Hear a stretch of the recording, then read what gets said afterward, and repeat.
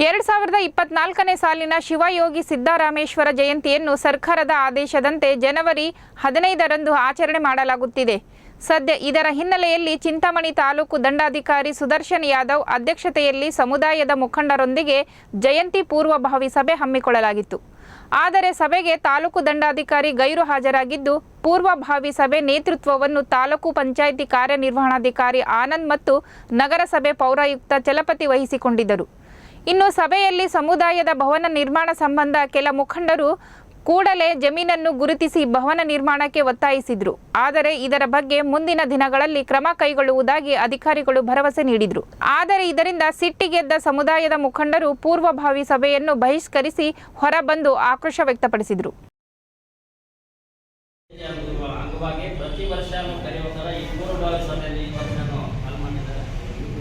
ನಮ್ದು ಒಂದೇ ಬೇಡಿಕೆ, ಪ್ರತಿ ವರ್ಷದಂತೆ ಶಿವಯೋಗಿ ಸಿದ್ದರಾಮೇಶ್ವರ ಜಯಂತಿಯ ಸಮುದಾಯ ಭವನ ನಿರ್ಮಿಸಲು ನಾವು ಸುಮಾರು 10 ವರ್ಷಗಳಿಂದ ಸಂಬಂಧಪಟ್ಟ ಕಂದಾಯ ಇಲಾಖೆಗೆ ನಾವು ರಿಕ್ವೆಜೇಷನ್ ಕೊಡ್ತಾ ಇದ್ದೀವಿ. ಆಗಿನ ಕಾಲದಲ್ಲಿ ಚುನಾಯಿತ ಪ್ರತಿನಿಧಿಗಳು ಯಾರಿದ್ದಾರೆ ಅವರು ಕೂಡ ನಮಗೆ ಜಾಗ ಮಂಜೂರು ಮಾಡಬೇಕಂತ ಶಿಫಾರಸು ಲೆಟರ್ ಕೊಟ್ಟಿದ್ದಾರೆ, ಕನ್ಸರ್ನ್ ಮಿನಿಸ್ಟರ್ ಕೊಟ್ಟಿದ್ದಾರೆ, ಗೌರ್ಮೆಂಟಿಂದ ಲೆಟರ್ ಹಾಕ್ಸಿದ್ದೀನಿ.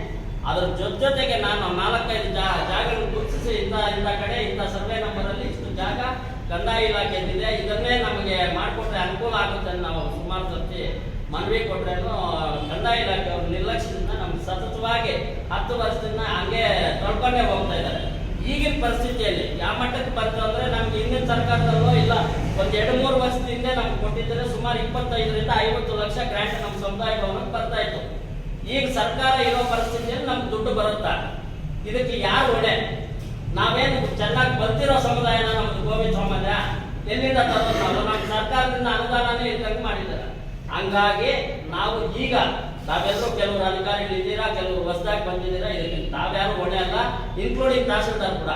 ಅವರವರು ಆ ಸ್ಥಾನದಲ್ಲಿದ್ದವರು ಅವರವ್ರ ಅಧಿಕಾರನ ಆ ಸಮಯಕ್ಕೆ ಚಲಾಯಿಸದೇ ಇರೋದ್ರಿಂದ ಇವತ್ತು ನಮ್ಗೆ ತೊಂದರೆ ಆಗ್ತಾ ಇದೆ.